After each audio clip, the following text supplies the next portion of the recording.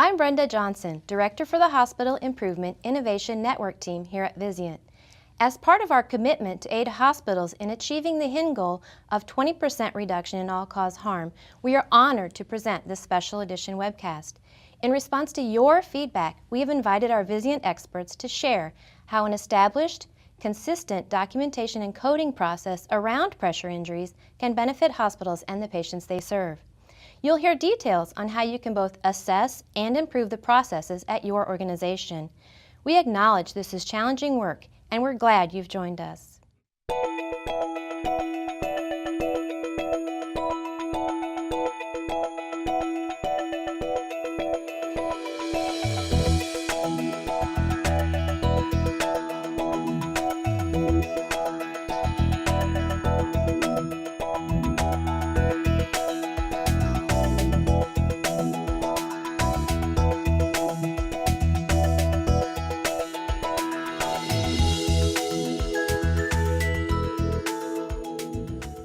Hello, and welcome to the special program brought to you by Vizient's Hospital Improvement Innovation Network, or HIIN. I'm Dr. Aman Sabharwal, a hospitalist physician and senior principal at Vizient. With healthcare costs rising, there's an increasing burden on both hospitals and the patients that we care for. Adding to the challenge of the rising costs is the fact that quality scores and treatment costs are now available to the public. Savvy consumers can now choose where they would like to receive their care. In this climate, the fact that nearly 3 million patients per year suffer from hospital-acquired pressure injuries means that pressure injuries, along with their prevention and treatment, have become a huge burden for hospitals and patients. Pressure ulcers cost the United States healthcare system between $9 and $12 billion per year at an expense of approximately $21,000 to $152,000 per event. Nearly 20,000 lawsuits related to pressure ulcers annually occur, and it's the second most common claim after wrongful deaths. In the United States, each year, 60,000 people die from pressure injury-related conditions. With these trends in mind, let's take a look at how an often overlooked or neglected process can make a huge impact on your organization processes in today's changing environment. During this program, we will discuss the importance of how the assessment, documentation, and coding of pressure injuries for healthcare organizations is undertaken, and examine the challenges and process issues that can hinder effective assessment, documentation, and coding of pressure injuries. During this program, we want to go over the red flags you should look for and the pitfalls you can encounter in this process. Joining me for the discussion are these experts. First, Angela Hunt. Thank you, Aman. I've been a nurse since 1995. I focused my career in critical care areas, emergency departments, and a small stint in the OR. My journey with nursing changed from bedside care to documentation improvement in 2007. I achieved my MBA in 2012, and then I began to do consulting in this area. Today, I lead the Clinical Documentation Improvement Program here at Vizient, focusing on utilizing data to narrow in on opportunities to improve documentation for our members. Thank you, Angela. Glad you could join us today. We also welcome Jim Tamburini. Jim, tell us about your role. So I'm a consulting director at Vizient, and my background is in clinical documentation improvement, diagnosis and procedure coding in the inpatient, outpatient, and professional fee settings, and in health information management. So today I plan to talk about some of the documentation and coding challenges and implications as related to pressure ulcers.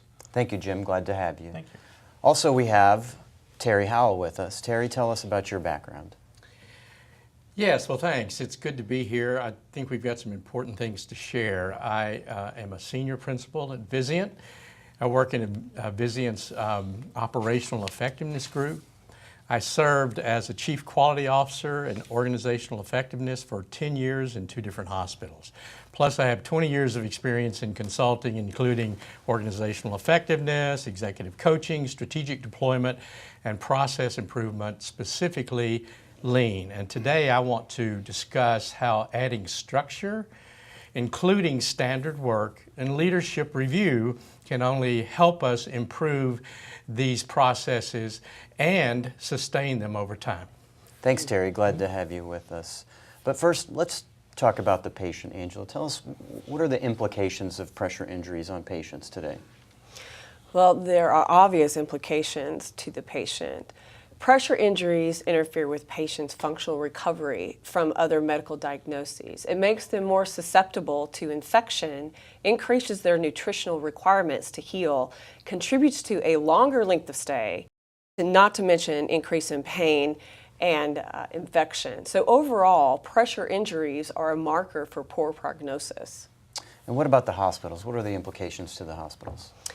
Pressure injuries increase the cost of treatment. When we do final coding and billing of pressure injuries, CMS does not reimburse for hospital-acquired pressure injuries. If you do not document an injury as being present on admission, the hospital then cannot charge for the methodologies for treating those types of injuries with CMS. So Angela, we've seen the negative impact that this can have on hospitals, but tell us about a poor assessment and how that can play a role here. Sure. So poor assessments lead to missed wounds from the point of admission. Point of entry for skin assessments is super important to understand.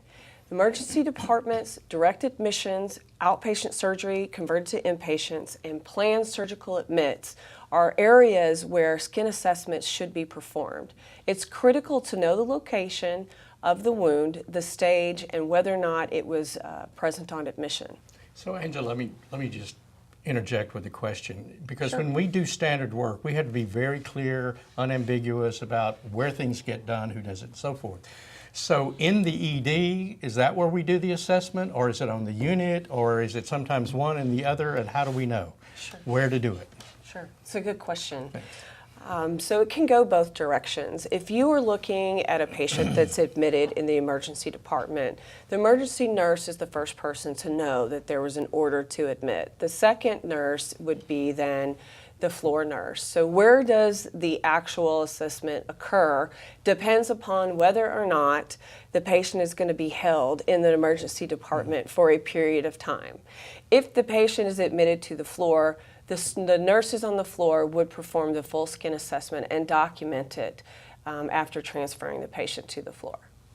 So that would need to be written up in the standard work for the ED if over a certain period of time the patient has not been admitted to the unit, we need to do the skin assessment. Correct. Okay. That's correct. Thanks. That's helpful. So, you know, it's important to know when we're developing standard work, who does the work, where it's done, when it's done, what the standard process is.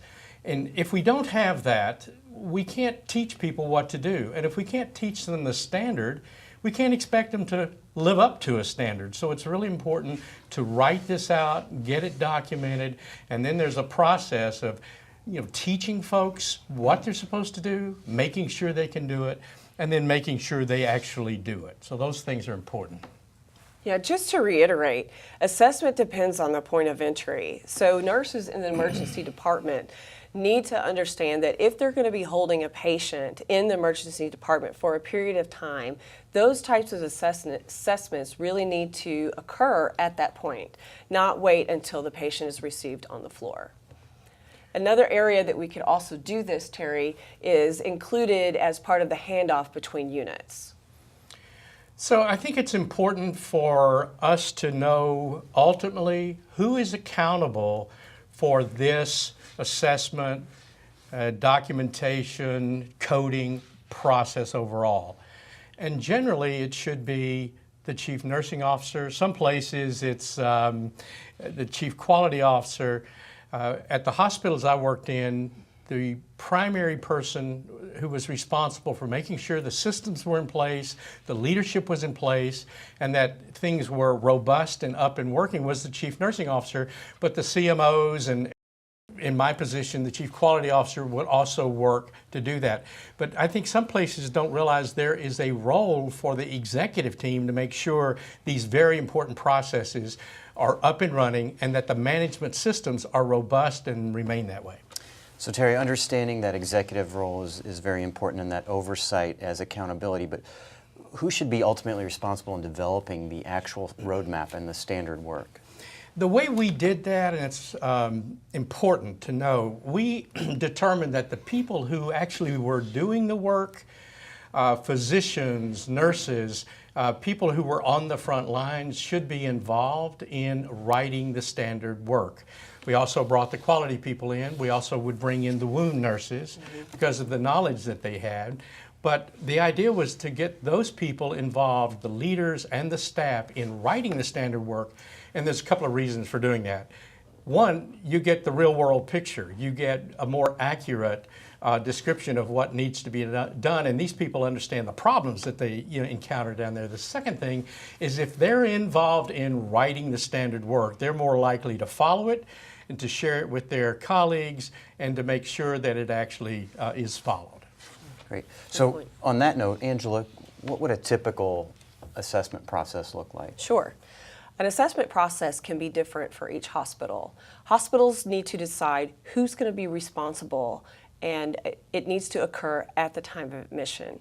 Larger hospitals would have a different process where it occurs, where smaller hospitals are able to control the flow of the patient, and it can be more consistent at smaller hospitals. Essentially, the assessment needs to occur at the time of the admission, and it has to be a full skin assessment.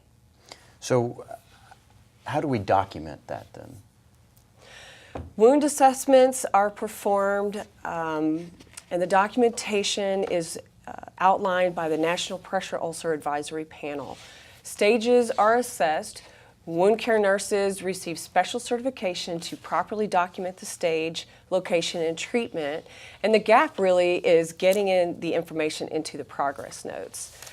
So any variation on where it's documented in an electronic medical record can be costly to the hospital.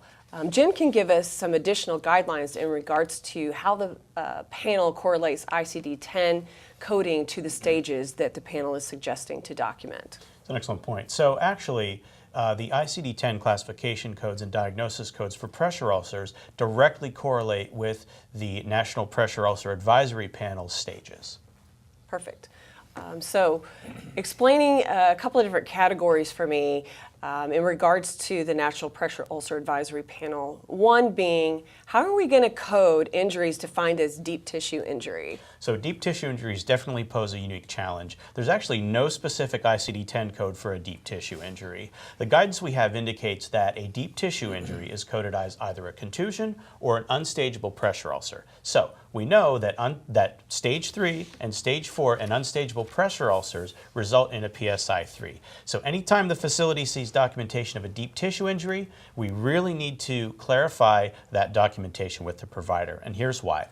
Per the National Pressure Ulcer Advisory Panel's white paper, there are actually differential diagnoses that need to be considered whenever a diagnosis of deep tissue injury is made. Those can include hematoma, contusion, and a stage 1 pressure injury. So really, it's very advantageous for facilities to clarify if that deep tissue injury is one of those differential diagnoses.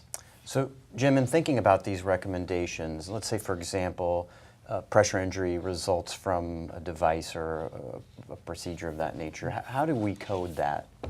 So from a coding perspective, really we should clarify if that ulcer due to a device is actually a complication of device versus a true pressure injury. So when looking at that from a physician standpoint, what am I needing to document most accurately to display that? So first, it's important for the CDI team to conduct an initial review of that chart within 24 to 48 hours of that patient's admission. And really, the goal would be to target as much of the target patient population as possible. Then you would want to conduct a re-review of that chart every 48 hours. And this is important to make sure that you're identifying opportunities to clarify that pressure ulcer documentation with providers. If there's any unclear documentation, the provider should be queried to clarify if those wounds were present at the time of admission. This situation can be much further complicated if patients have more than one pressure injury. For example, there could be an injury to the sacrum, scapula, buttocks. So in those cases, those injuries may be all of they're different locations. They could be different stages. Some could be present on admission and some could not. So really, it's important to clarify that documentation. So if I'm thinking about the CDI team, I just want to be clear. This pressure ulcer, they need to make sure documentation clearly identifies present on admission, stage, and location, and that the physician has that clearly documented in the record, correct? Yes, absolutely. So, as a hospitalist, how do I document that, and what are the implications of other folks that have access to document in the chart and the relationship between their documentation and my documentation? So there are a few different ways that this can be achieved. Facilities really need to consult their state laws for the authentication of medical records. It could be that other providers may be able to countersign some of the wound care documentation, thereby allowing that or making it eligible for coding. There are also facility-specific rules and regulations and medical staff bylaws that can govern documentation in medical records. Facilities also need to decide what their internal process is going to be. Will the physician sign or co-sign the initial nursing or wound care nurse assessment? Or is the expectation that the physicians will add the pertinent pressure ulcer documentation to perhaps their H&P or maybe their progress notes? So what you're saying is physician education is necessary.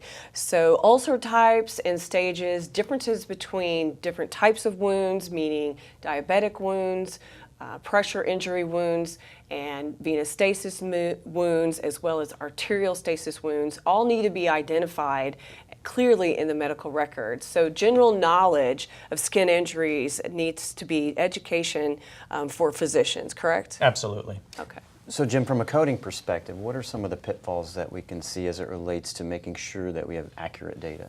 There are several pitfalls, some of which we encounter quite a bit. We see pretty often that facilities will engage in what's called defensive coding, whereby they will actually underreport certain diagnoses in an effort to avoid audits. We encounter that, we really try to stop it because that practice actually places a facility at risk for coding noncompliance. It also places them at risk for a decrease in revenues. It's really important to make sure that that accurate documentation is in the chart concurrently with that patient care to support the assignment of the appropriate codes.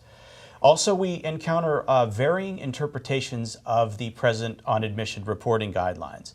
Oftentimes we'll see conditions that are coded as not present on admission when actually the documentation supports that the condition was present on admission. Specifically to staging pressure ulcers and the coding thereof, some coders feel it's safer to code an unstageable ulcer when the documentation actually supports coding to a more appropriate stage. This can be due to a few different things. Number one, sometimes it's really difficult to find the documentation in the EHR. Sometimes a search will have to be done. There are multiple nursing notes, and if you are going to try to wade through mountains of nursing notes, that can be very tedious. There are other situations wherein a coder's permissions may not actually allow them, or they may not be able to find that documentation because the permissions are set up such that they may not be able to see certain types of clinical notes. So they may be missing it. Therefore, you would code an unstageable when actually the stage is documented in the record. The coder just doesn't have the opportunity to see it. Another challenge relates to remote coders as well. The dissemination of regulatory information and coder education is a little bit more difficult when you've got coders that aren't actually in a physical department in the hospital. All of these can lead to an increase in coding variation, which is what we're really trying to avoid. So a lot of issues here, Jim. So how do we rectify this? So really, it's very, very important for facilities to reconcile not only that DRG, but also the secondary diagnoses that are going to be reported on that case. And more importantly, they really need to ensure that the POA status of those secondary diagnoses, especially for pressure ulcers, is coded appropriately. Otherwise, the facility is at risk for a possible PSI 3. Facilities can really engage in internal and external audits to ensure that this process is adhered to. One area that we oftentimes see is coding from orders.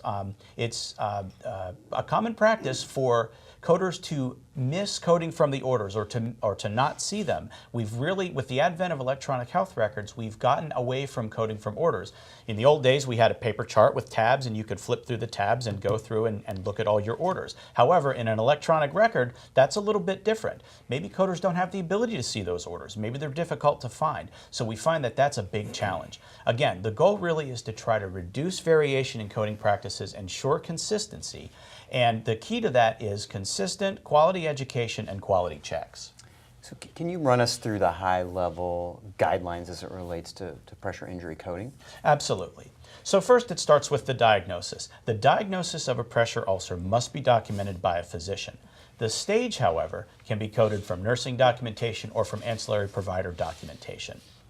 In ICD-10, pressure ulcers codes are based on location and severity. You've got your stages, 1 through 4. You've got also unstageable and unspecified. What is meant by unstageable? So an unstageable ulcer is one that where the stage cannot be clinically determined. It could be covered by a scar or a graft. And again, like we said before, a deep tissue injury that needs to be clarified with a provider. There are also concepts of healing and healed pressure ulcers. A healed pressure ulcer is not coded. A healing pressure ulcer is coded to the appropriate location and stage. So I want to talk a little bit about the evolution of a pressure ulcer. If a patient comes in, for example, with a stage 2 and then develops a stage 3 as they're in the hospital, talk to us about that. So a pressure ulcer that evolves from one stage to another during the patient admission, coding of that appropriately will require 2 separate codes. One code will be to capture the stage of the ulcer at admission with a POA indicator of yes. The second code will be to record the highest stage reported during the stay, and that will be POA no. Great, thank you. So Terry, from a process improvement standpoint, a perspective on that, how do we address the pitfalls in the different areas here that we're talking about today?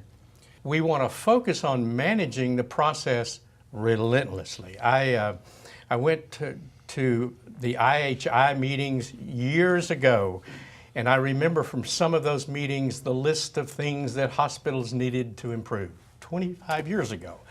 I went last year and the list is the same. So what are we doing wrong?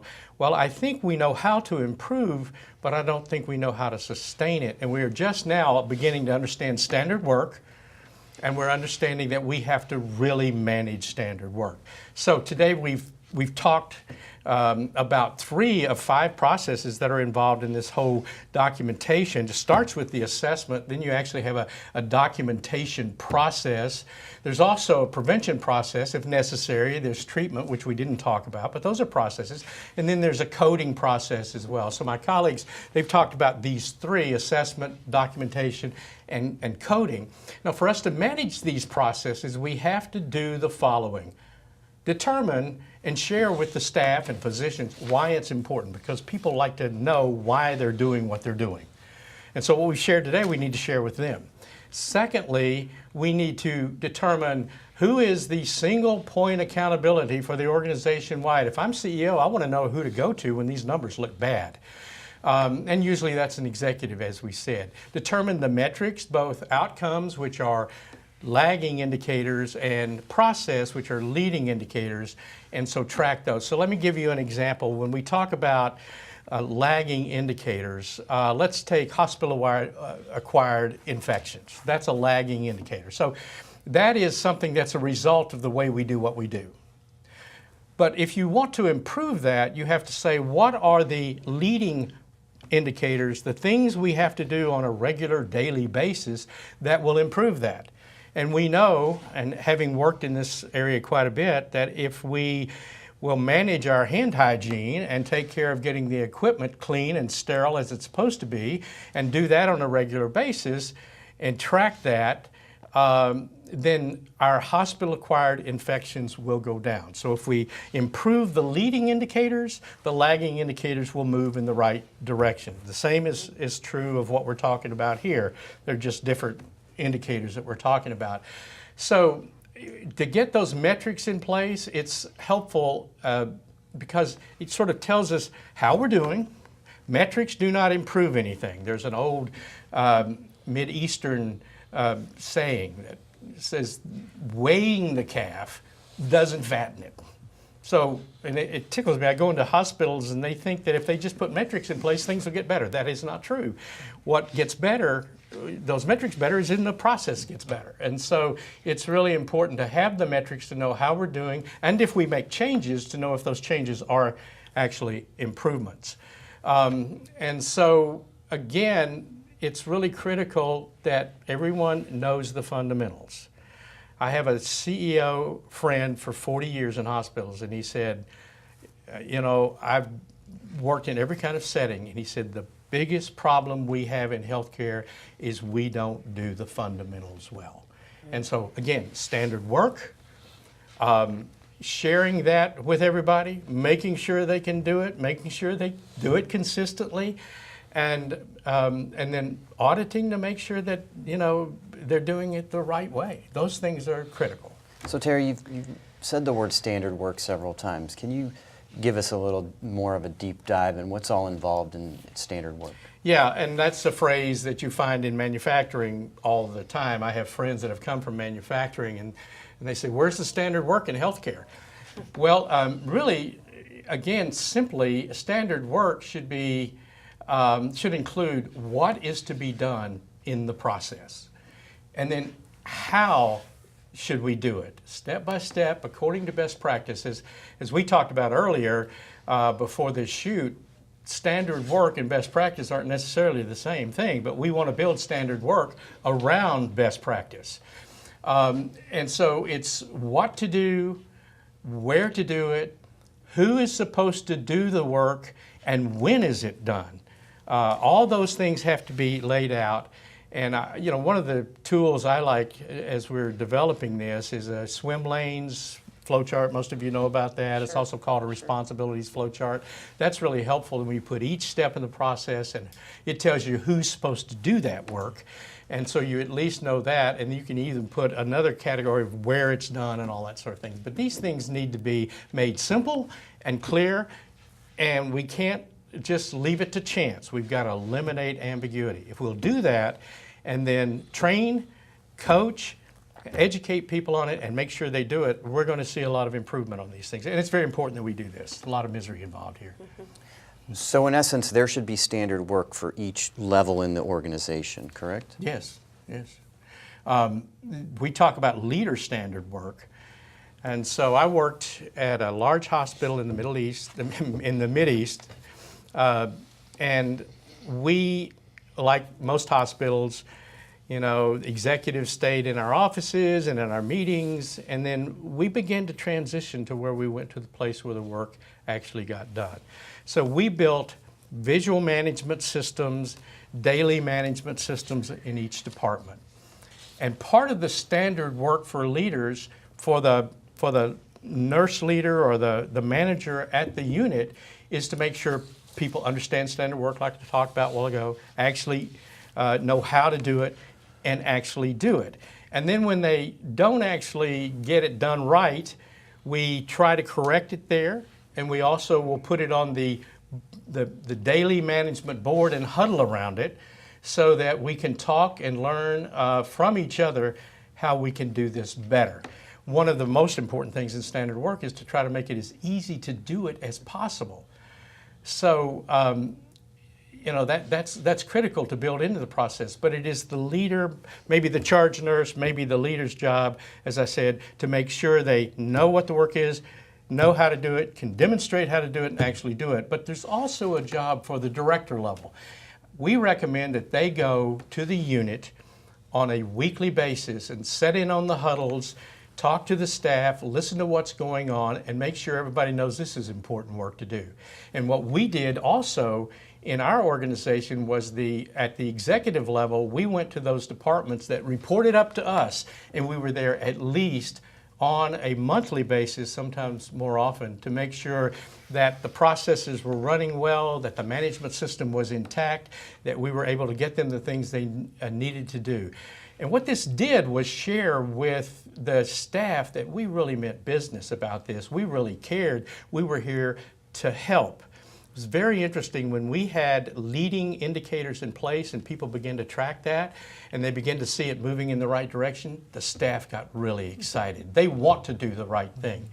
And so the role at each level, manager level, director level, executive level, needs to be written out and followed. It's a process. It actually will transform your organization if you'll do that. So I want to ask just a question in regards to the process. Are you speaking about an escalation process, or are we talking about something completely different? Well, the problem for me, Angela, and I appreciate you bringing it up, is the escalation process is after the fact. So when somebody screws up, then we go in and, you know, they run them up the chain. I don't like that as much as saying on the front end, we're going to design a process that is robust. And we are going to train and educate and coach people how to do that process. And we're going to make sure the leaders are doing what they're supposed to do, and so that we're preventing these things to begin with. Well, once we have these indicators in place, how do we know that we're working in the right direction? Okay, well, if you have, I'll just give you a quick story. We sat in a meeting, we had 200 leaders there, and I was on the executive team, and our very kind, very thoughtful, very diligent infection control nurse got up in front of all the managers and said, you know, our infection control numbers don't look good. How many of you need me to come in and educate your staff and educate you? And I just got frustrated. And I said, all of you who don't know that you're supposed to wash your hands before you go into the patient room, please raise your dirty hands, okay? And they all laughed, nobody raised their hand. Okay, how many of you have employees and physicians that don't know they're supposed to wash their hands? No hands went up. So maybe it's not an education problem. Maybe we need to go in and actually really manage. So we took over, we went into the care unit, which was cardiac and renal, and we were at 55%, which, by the way, they tell me is about the average across the country, which in itself is a horrible problem, okay? But we know that if we manage that hand hygiene, we're going to see the lagging indicator of hospital-acquired infections go down. So actually, you've got to work on the leading indicators, and if you have those metrics in place, they begin to move in the right direction. So we actually audited every day, and we put up what our percentage was. We huddled every day. We talked about why we weren't at 100%, how we could help each other, how we could remind the physicians, how we could get the soap in there, all these little problems we worked on daily. And as the leading indicators began to move up, the staff got excited. I think I mentioned that a while ago, and that was a plus. I didn't quite anticipate that happening. They, as I said, want to do a good job. So you have to have those metrics in place, because we were making changes, but changes aren't always improvements. And so as the leading indicators begin to move in the right direction, the lagging indicators begin to go down. Otherwise, we wouldn't have known if we were making improvement. So I don't know if that answers the question, but that's what I'm that makes trying to get. perfect sense. But as we relate it to pressure injury, if, say, PSI 3 is our lagging indicator, this may be a better question, Jim. If PSI 3 is our lagging indicator, what are some examples of good leading indicators that we're going to want to look at on a more routine basis? So there are many, and it's going to depend upon what's going to be feasible for the facility. So really the first thing I would probably review would be the % of skin assessments completed. That'd be a great place to start. Also, from a CDI team's perspective, you might want to look at the % of new admits reviewed by CDI within 24 to 48 hours. You could also check the % of pressure ulcers correctly coded. That can be done through regular coding audits. The period, however frequent the facility has the feasibility to conduct them. So if we incorporate that, Terry, into our standard work, how do we sustain that? Well, the fact that you will be now looking at these leading indicators, if not on a daily basis, as frequently as you possibly can. All right, now you're getting feedback about, are we really doing those things that we know will move our lagging indicator in the right direction? So it's not just collecting that data, but if I see that that a nurse has not done the assessment or hasn't done it properly, I'm probably going to bring her back in and not fix it for her, but have her fix it. Right. If we fix it for them, as you mentioned earlier, we were talking about this, Angela, it's kind of a codependency relationship. Thanks for fixing that. They don't change, they don't learn. So as soon as we find out that we've got a defect, as we would call it, we bring them in and have them fix the defect. But in addition to that, if we don't hit our daily metrics, or if our target's 100%, we're at 80%, we want to huddle maybe the next morning or at the end of the shift and say, what can we do tomorrow so that we hit 100%? And you may have to add things to the process so that you ensure it gets done properly. So what you're saying, it's beyond checking the box. Okay, well, we've done the skin assessment, or okay, we've tracked this. You really don't want to be data rich and information poor. Right. Is that what you're saying? Good leaders actually lead and actually manage the process. So is it clear? Does everyone know what they're supposed to do.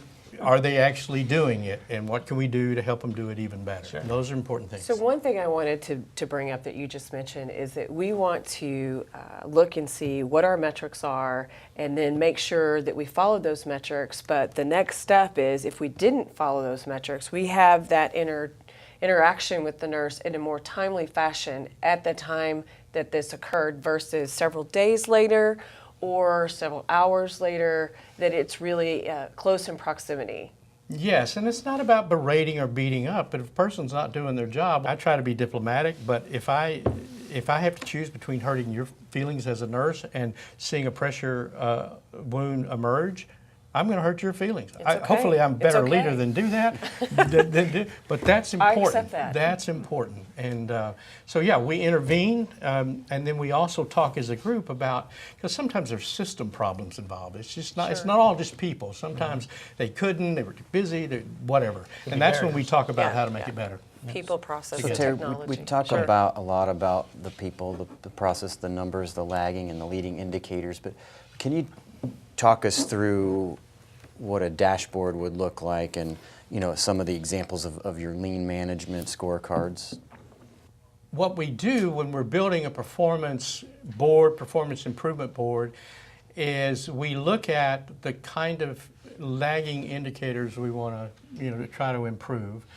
And that's the first thing there. It says the history of the performance over time. So now we're in a department and we're looking at the history of the POAs that we missed or whatever that lagging indicator. That goes first, and then the second thing we put on the board is what we call the Pareto chart. For those who don't know that, it's really what are the reasons why we're not doing it, what are the, maybe sometimes who are the people that aren't doing it, or in some cases it's what are the barriers, but it tells us where to work first, what to work on, and maybe who to work with. Yeah. Then we go on that board to a problem-solving tool, and different people have different things, but in Lean we use the A3, which is very powerful. Others might use DMAIC, they might use Focus PDCA, PDCA, IHI's 3 questions. There's any number of problem-solving process improvement methodologies that we use there. And then we have identified the daily management metrics. We've got 4 pillars, if you will. Most hospitals have 4 or 5 pillars. They're usually patient satisfaction, employee satisfaction, financial, quality, and growth. And if you look at that top there, you'll see that we have green, green, green, and then a red. And so we've got something to work on under financial. We'll probably have a line that we'll work on there. We've got some green in quality, but we've got this pressure injury thing that's in the red. We want to work on that one. And we also want to work on, in this case, maybe growth or cost. So in each case, as we have on that board there, you will have a lagging indicator. Let's say the lagging indicator in finance is cost of the department. Then we look at the Pareto and say, well, where are our greatest costs? And it might be a leading indicator is overtime. So then we go in and we do a problem solving around overtime, and we actually track overtime. So it doesn't matter which process you're working on, this visual management, daily management works. And in this case, you identified the lagging indicators in terms of the pressure ulcers, and we'd be looking at which are the biggest reasons or the biggest areas, and maybe the people, and then we'd do problem solving, and we'd begin tracking that on a daily basis. So that's all done, on the board at the unit, and that's what you huddle around as well. So that's great, Terry. We talk about the goals and if they're not met, how we go about fixing that. But I want to switch gears a little bit and talk about the process itself. How do you know that your process is stable and that you can move on to a different initiative? Well, one of the ways is to begin to understand statistical process control. But to be honest, there's still not many people inside of healthcare that kind of get that. So I love control charts myself. We teach them, but a lot of people sort of find that difficult. I think one of the ways to do without actually using the statistical process control methodology is to make sure you at least have a run chart. okay? And if you have a run chart and actually the process is performing higher than average for about 8 or 9 days in a row, weeks in a row, so forth, that's what we call a shift. That's what we mean. We mean that the process has changed. That doesn't happen generally by chance. It happens because of something we've done. And so once you get the process performing at the level you'd like for it to perform at, and it sustains that way for, for a couple of months perhaps, you know the process has changed. And you know that the behavior of the staff probably, they've habituated now to what you want them to do. And you can begin to say, let's move the monitoring of that now from maybe daily to weekly or weekly to monthly. And we still watch it, but we move to other things because we have other things that we have to improve. So I have one more question in regards to habituation of your processes. In general, how long does that take? Do you have any documentation that supports the length of time? Yeah, well, to manage change habits, we all for years heard it was 25 to 27 days. I don't know if y'all heard that, but I heard that my whole life. But research out of Stanford not too long ago said, no, it's more like 60 days. Oh. So I think it also depends on how much attention that you apply to these processes. If the staff sees the director come weekly and the executive come monthly, and we really participate in sort of Socratic questioning and support and help, all of a sudden people now know this is important. And the leadership wants us to do this, and they're even here to help. So all of a sudden, I think you've kind of put a sort of a booster shot in there, and you've encouraged people to pay more attention. The more attention you pay to something, the easier you go through the learning curve. The faster you go through the learning curve, the quicker you can move, it'll stabilize where you want it and move on to something else. Sure. So Terry, I'm glad you talked about that, and you spent a lot of time talking about the leadership involvement and what's required from every level of leaderships, from the frontline staff to the managers to the directors to the executive levels. And I think it's very important that all those pieces are bought in and that we have that in play. But want to switch gears a little bit, Jim. When we talk about the CDI part of it, what are some things that are specifically necessary for sustainment as it relates to just clinical documentation improvement? So really, I think regular audits by CDI leadership to identify any missed opportunities to query providers for clarification of documentation, either the POA status of those conditions or perhaps clarifying the documentation of a deep tissue injury. Very important to conduct those audits. Regular coding audits to ensure that the correct assignment of the POA status is there. Sometimes the documentation may be in the record, but it may not make it to the final coding summary. So that's really important to ensure that you've got regular coding audits in place, both internal and external. Also, it would be really helpful to have regular provider education. All coding is driven by provider education, so providers really need to be educated and continually educated about the importance and the implications of pressure ulcer documentation. Thanks, Jim. Angela, any final thoughts? Sure. In thinking about the landscape of healthcare today, CDI departments can no longer separate the quality metrics from the improvements in documentation. These two departments should really work hand in hand to achieve accurate data collection. We should discuss best practice for documentation, when and where it occurs, presence on admission, complex cases, keeping the patient in the center of our discussions. Thank you, Angela. Terry or Jim, any final thoughts for our audience? Sure. It's imperative that the CDI and coding team work collaboratively to ensure that pressure ulcers are coded correctly with the appropriate POA status and that all the coding that's done is supported by the medical record documentation. Good point. Good point. Thank you. One final thing about leadership.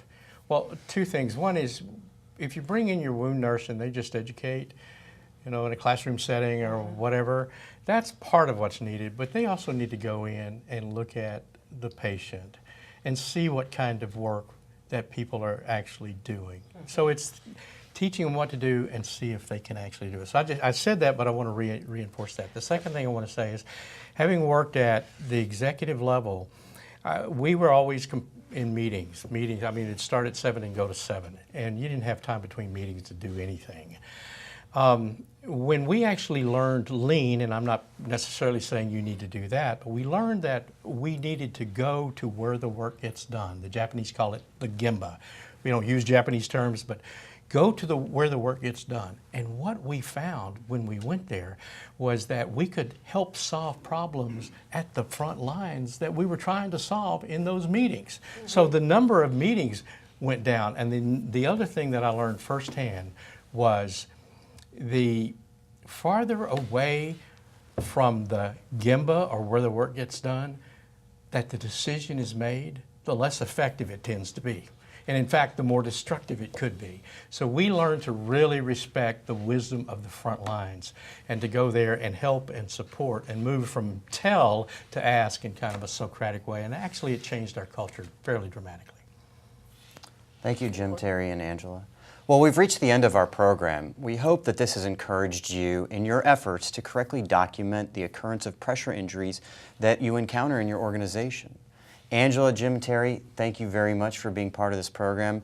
Your experience and knowledge has been very insightful.